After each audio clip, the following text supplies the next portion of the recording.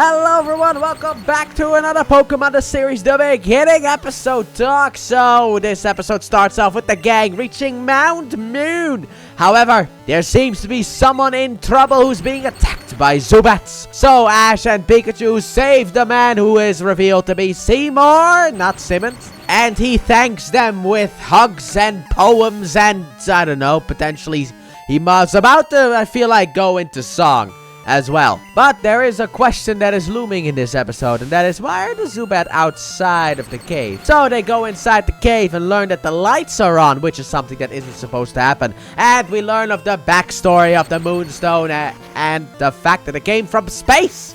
And that potentially some Pokemon also came from space. And then a Clefairy pops out, which is said Pokemon that was believed to come from space. So we follow the Clefairy until the Clefairy gets into trouble because, of course, who else would be the troublemakers in this episode but Team Rocket? Yes, they're back once again to cause trouble. But because of the fact that the gang appears, Clefairy is able to escape, and Seymour and Misty go after Clefairy. Secretly, Meowth also goes after Clefairy. And Ash and Brock stay behind to battle Jesse and James. So we have, once again, Ekans and Coughing. Don't you worry, that duo is never gonna change. Now that for a very long time. And Ash sends out Butterfree, and Brock sends out a Zubat that he conveniently caught when Pikachu shocked the Zubats outside the cave.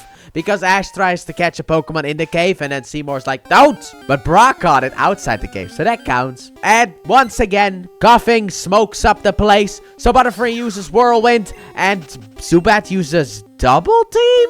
What? Double Team? Look, this is a translation error, because apparently in the Japanese version, Brock basically tells Zubat to team up with Butterfree, as in also use Whirlwind. Or at least, you know, just make the same movements to blow the smog away. But that was translated into Double Team. Instead of Team Up, it was Double Team. So, there you go. So, Double Team is flapping your wings, apparently. I thought it was making multiple versions of you, as in the after image technique of the Dragon Ball franchise. But then a Supersonic and another attack that I actually forgot which one it was. Why did I not write that down? And they win! Jesse, James, Ekans, and Coughing get blasted away into the void.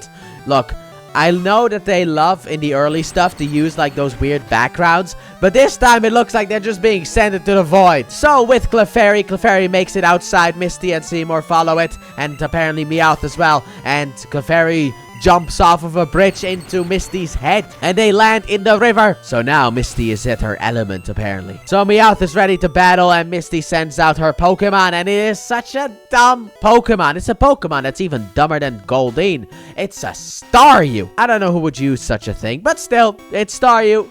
And it basically takes care of Meowth by pumping it full of water. And also, why didn't you use this stupid thing earlier? Why did you send out Goldie when you could have sent out Staryu? What?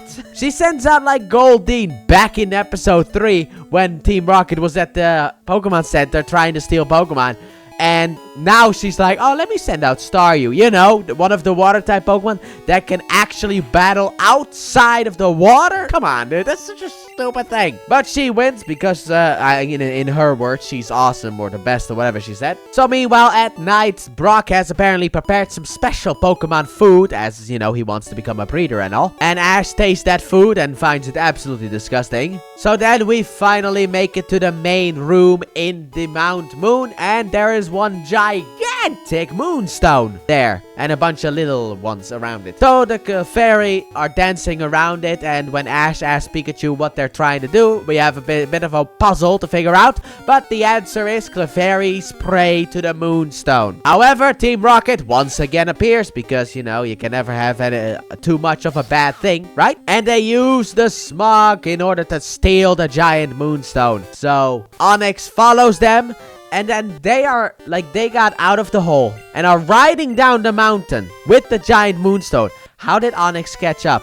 I know for some stupid reason Onyx actually has decent speed, but how did it catch up to that thing? But it catches up, it stops them, and then it gets knocked out by a tackle from Coughing. I am done with this stupid rock snake. Give me Steelix! This thing is worthless. A base attack stat of 40 and a 200 base defensive stat being knocked out by a tackle from a Coughing. you couldn't be more of a joke even if you tried. So the Clefairy and Seymour pop out of the hole, and then the Clefairy start waving their fingers around, and apparently that is a move called Metronome, which is a very popular move, especially around the Metronome community, where metronome battles and metronome nuzlockes and all that stuff, fun metronome stuff. But they use that, and apparently the move that it lands on is Explosion. At least that's what it says on Bulbapedia. However, the way that I see it is the fact that it landed on a move that doesn't exist yet. Because in Generation 3, a new move was made for Fire-type Pokemon. It's a move where if you have more HP, then the attack does more damage. The lower your HP, the less damage it does. And it's called Eruption, because you just see a fire pillar erupting from the ground. So that's basically just an eruption, it feels like. But whatever, Explosion, I'm gonna still count that as Eruption. So, Team Rocket flies off, the gigantic moonstone seems to be destroyed, or at least pieces of it, because a bunch of like little moonstones are falling down, and some of the Clefairy start to evolve into Clefable. After that, everything is fine. Seymour decides to stay with the Clefairies, and the gang continues on their journey to Cerulean City. And they find a sign for Cerulean City this way, and on there's a little bit of a scribble. And, you know, some punks like to, you know, write stupid messages on there. So what's this the message say? Let me grab me glasses. Gary was here, Ash is a loser. Yeah, that sounds about right. Yes, the biggest rivalry that these two have is just insulting each other. Whatever. You know what? It is a funny message. I love this message in the episode. It's just great. Gary was here. Ash is a loser.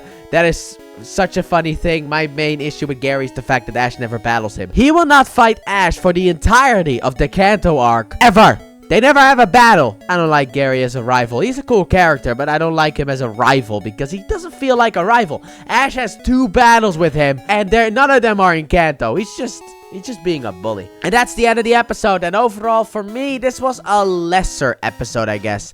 I like the lore of, you know, the Clefairy, the Moonstone, even the Metronome at the end. Loved it. My biggest issue is the fact that it's just Team Rocket again, isn't it? It's just, it doesn't really feel that great when Team Rocket appears and then comes back. And I know that they're gonna be doing this for, you know, the future as well. But that is my main complaint about this episode. Outside of that, this was a fine episode. It wasn't something spectacular, but it wasn't something horrible either. So let me know you guys' thoughts about this episode in the comment section down below. And with that being said, thank you all so very much for watching, and I do hope you guys have enjoyed. And if you did, please like button, subscribe if you're new, if you're not already, turn on notifications, and don't forget to check out the Let's Play channel, link in the description and at the end of the video. And I'll see you guys next time when we reach Cerulean City. And maybe in the Pokemon Yellow gameplay that you are seeing, I might actually finally be able to battle Brock. Bye!